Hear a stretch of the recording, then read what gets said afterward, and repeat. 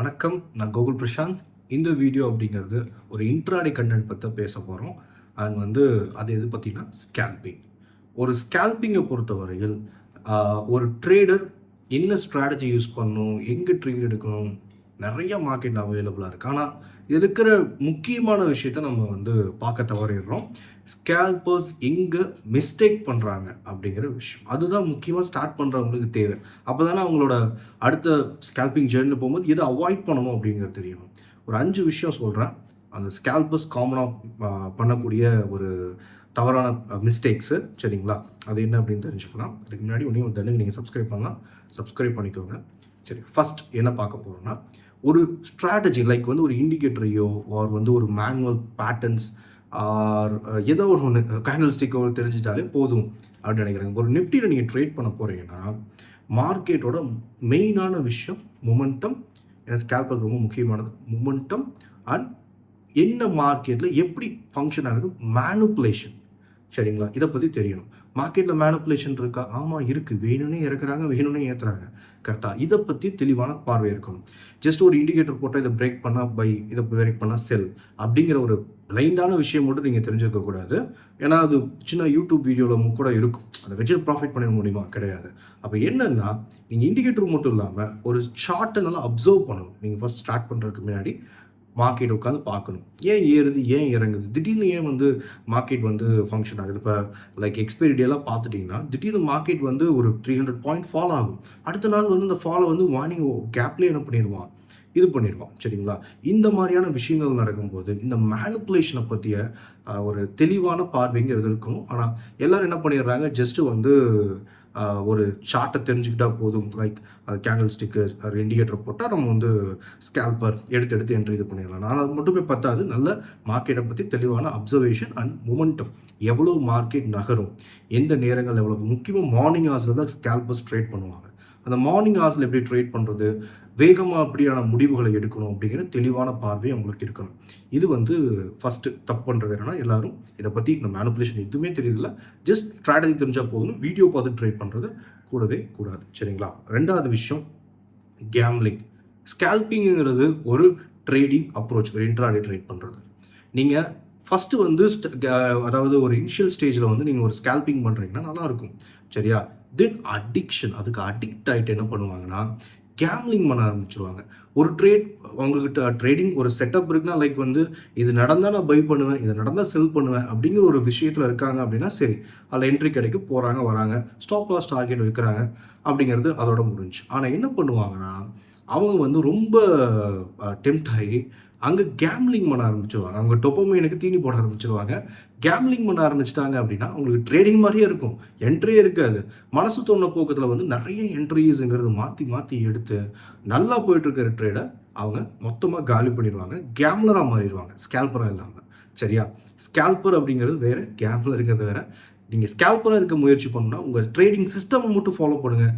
Entry இருக்கா, அன்னைக்கு entry எடுங்க. இல்லையா சும்மா கூட உட்காரலாம். நம்ம என்ட்ரி எடுக்கணுங்கிறது இல்லை. அதனால் அது ரொம்ப முக்கியம். நிறைய பேர் அப்படி தான் பண்ணிடுறாங்க. சரியா? பண்ணாதீங்க தப்ப அப்படிங்கிறது. மூணாவது அப்படிங்கிறது ரிவர்ஸ் ட்ரேட்ஸ். சரியா? ஒரு லாஸ் வந்துருச்சுன்னா அதை அக்செப்ட் பண்ணிக்கணும். சரி, ஓகே, மூவ் ஆன் ஆகி நெக்ஸ்ட் ட்ரேடுங்க நம்ம முக்கியம் போயிடணும். சரியா? ஒரு ஸ்கேல்பரை பொறுத்தவரையில் அவருக்கு முக்கியமானது என்னென்னா, ப்ரீவியஸ் ஒரு நாளைக்கு 5-6 ட்ரேட் கூட எடுக்கலாம், வாய்ப்பு கிடைக்கும் ஒரு ட்ரெண்டிங் மார்க்கெட்டில். கரெக்டாக ப்ரீவியஸ் ட்ரேடை பார்த்து, ஏற்கனவே எடுத்த ட்ரேடை பார்த்து கவலைப்பட்டு ஐயோ லாஸ் பண்ணிட்டு அது எப்படியாவது எடுத்துடணும் அப்படிங்கிற ஒரு இதில் ட்ரேட் பண்ணக்கூடாது. ப்ரீவியஸ் ட்ரேடை மறந்துடணும். நீங்கள் ஸ்கேல்பராக இருக்கீங்கன்னா ஏற்கனவே எடுத்த ட்ரேடில் லாஸோ ப்ராஃபிட்டோ மறந்துட்டு அதை நெக்ஸ்ட் ட்ரேட் அந்த குயிக்காக எடுக்கணும். அடுத்தது லாஸோ ப்ராஃபிட்டோ பார்க்கக்கூடாது. எண்ட் ஆஃப் த டே உங்களுக்கு என்ன காட்டுது, 5-6 ட்ரேட் பண்ணியிருக்கீங்க, எண்ட் ஆஃப் த டே ப்ராஃபிட்டாக இருக்கா, அதான் ஸ்கேல்பரை பொறுத்தவரை ரொம்ப முக்கியமானது. அதனால் ரிவர்ஸ் ட்ரேடு அண்ட் ஒரு என்ன சொல்கிறது, உங்களுக்கு வர உணர்வுலாம் இருக்கு இல்லைங்களா, அதை ட்ரேடில் வெளிப்படுத்தாதீங்க. சரியா? வெளிப்படுத்தாமல் இருந்தால் இல்லைங்கன்னா போதுமானது. நீங்கள் ட்ரேடிங் சிஸ்டம் மட்டும் ஃபாலோ பண்ணுவீங்க. அண்ட் ப்ரீவியஸ் ட்ரேடை கண்டிப்பாக நீங்கள் யோசிக்கவே கூடாது. அண்ட் நாலாவது சம்டைம்ஸ் உங்களுக்கு நீங்கள் ஒரு ரூல்ஸ் வச்சுப்பீங்க. லைக் நான் ஒரு என்ட்ரி தான் எடுப்பேன், 2 என்ட்ரி தான் எடுப்பேன் அப்படின்னு. சரியா?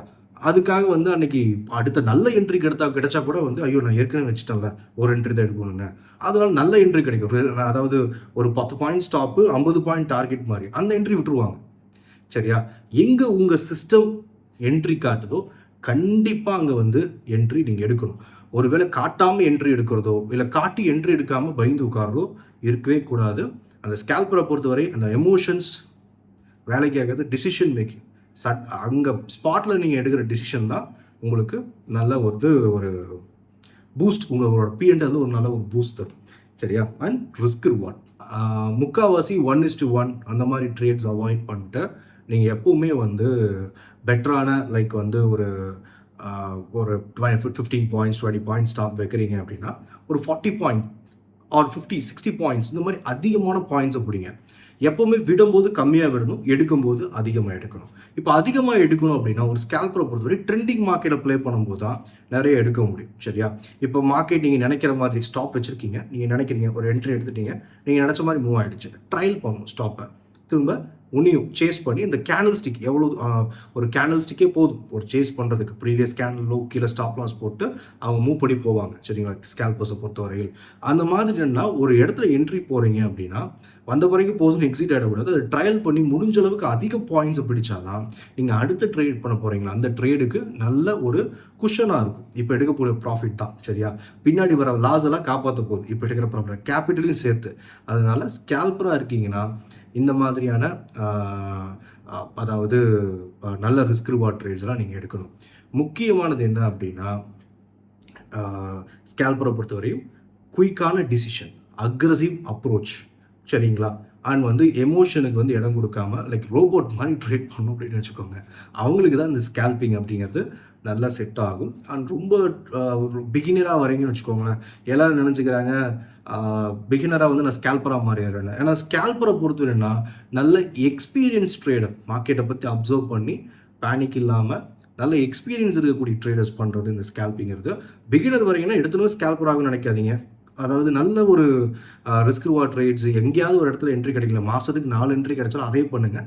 ஸ்கேல்பிங் பண்ணாதீங்க. ஸ்கேல்பிங் நல்லா கற்றுக்கிட்டுங்க பண்ணுறது. சரிங்களா? இதில் தான் வந்து பெரிய தவறு நடக்குது. என்னென்னா எல்லாரும் ஸ்கேல்ப் பண்ணிடலாம் நினைக்கிறாங்க. எல்லாருனாலையும் ஸ்கேல்ப் பண்ண முடியாது. சரியா? ஸ்கேல்பிங்கிறது கற்றுட்டு நல்லா வந்து அந்த ஒரு அவங்ககிட்ட ஒரு எக்ஸ்பீரியன்ஸ் இருக்குது இல்லைங்களா, மார்க்கெட்டை பற்றி டீப்பான புரிதல், ஒரு எக்ஸ்பீரியன்ஸ் ட்ரேடர் பண்ணுற விஷயம். அப்கிரேடட் தான். நீங்கள் இப்போ எப்படி ட்ரேட் பண்ணுறீங்க, நீங்கள் உங்களே அப்கிரேட் பண்ணிக்கிறீங்க. அவங்க தான் ஸ்கேல்பருங்கிறவங்க. சரிங்களா? அதனால் ஓரளவுக்கு இது புரிஞ்சிருக்கும்னு நினைக்கிறேன். காமனாக என்னென்ன மிஸ்டேக் பண்ணுறாங்க அப்படிங்கிறது.